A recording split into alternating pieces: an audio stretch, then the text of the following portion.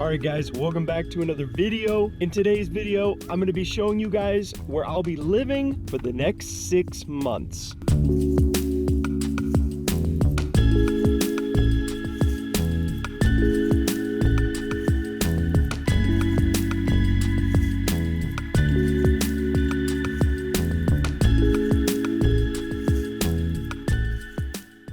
Project tent complete. Everything you need to survive.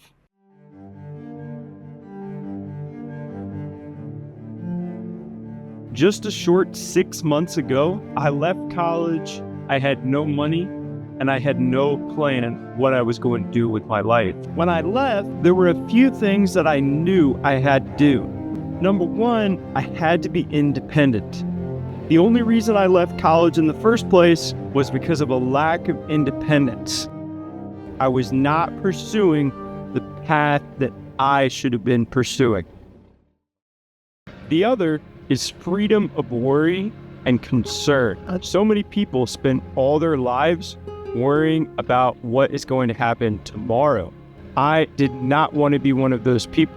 I had plenty of people tell me, you need money to survive. You have to worry about your income. But the truth is, that was a worry I had decided to get rid of well before that. Let me put it this way. I had family, friends, everyone you can think of. Hell, even the internet. They were all telling me not to go, not to do it, not to carry out what God had planned for me. The old me would have let all of that stop me from doing what I was supposed to do. The old me would have been miserable, stuck in the same ways, not changing, not pursuing the dreams. Most importantly, not taking risks. You see, risks are the biggest thing of all. If you can't take risks, you're not going to get anywhere in life. That goal of freedom you've been chasing, gone. You don't even have a chance if you're not willing to do that one step. If you saw the title of this video, you know exactly the risk that I'm taking.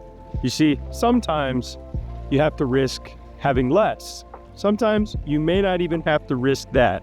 But in some cases, you may have to risk it all. People ask me all the time, is living in a tent really worth it? Why not just go back to college, finish your degree, and live a more comfortable life where you can afford a nice apartment, afford all of these nice things? What these people don't know about me is that I have a dream. And I'm not talking about the Martin Luther King type of dream. I have a dream to travel the world.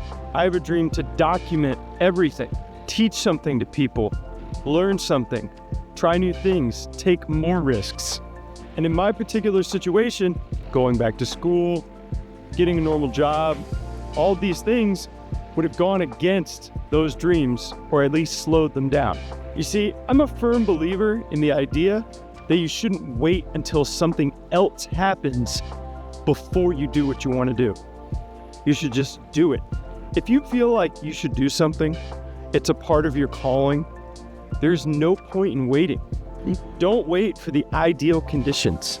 Don't wait for that perfect salary, that perfect amount in your savings account to go do what you want to do. Just go do it. I know this may sound great to a lot of people, but there is a catch. The catch is you may have to take a risk. During that time I mentioned before, when I was broke, had no money and no plan, I decided to go to Alaska. I figured being with nature, being in a different place, doing something new, doing something cool, that might help my situation. And it did, because during that time, I didn't live in a nice apartment. I didn't live in a house. I lived in a cabin with no running water, no heat, no electricity, in the middle of the woods. At that time, there were many things that I wouldn't do to gain my freedom, gain my independence, and push towards that dream I'd always wanted. But believe me, getting there was not easy. To get to a place like that, you have to be willing to make sacrifices. That's the hard part. The willingness, making that choice and allowing yourself. What you might think is the hardest part, which is actually living out that sacrifice, that is really the easiest part. Because once you make that choice, once you get there, You realize that nothing can hold you back. Nothing can stop you if you're already willing to do it. If you've already made that choice in your head, there isn't anything that can hold you back in that regard. I've lived the no electricity life. I've lived the no running water life. I've already lived the life where you have to go out to an outhouse, go to the bathroom outside. And what I found was that it's so much easier than I thought. You see, you are so much more capable than you realize. I want you to think back. Think back to a time when you did something uncomfortable. You pushed yourself out of your comfort zone. And I want you to be honest with yourself.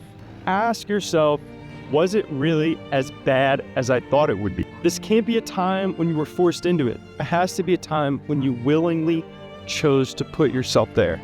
In all likelihood, the answer to that question is no, because it's never as bad as you think it's going to be. The hardest part is allowing yourself to do it. Allow yourself to live in a tent for 6 months.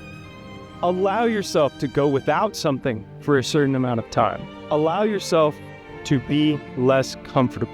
One of my favorite YouTube channels out there is Yes Theory, and their whole motto is about seeking discomfort. I can personally testify they're absolutely correct. Seeking discomfort isn't just about trying to live a painful life.